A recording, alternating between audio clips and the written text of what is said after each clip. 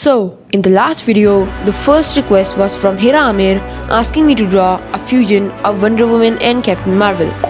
And that's exactly what we're drawing today, just in Dragon Ball art style. So, if you guys have anything in mind for me to draw in the next video, you've gotta be the first one to request. Anyways, this video is a quite special one as today I'm going to draw completely on my PC, as I just bought a new drawing tablet. And this drawing turned out to be quite amazing considering it was my first time using a drawing tablet to draw. As you can see, this is a speed drawing video, but if you want, I can make a tutorial of the same video so you guys can draw with me. And what do you think the name of this character should be?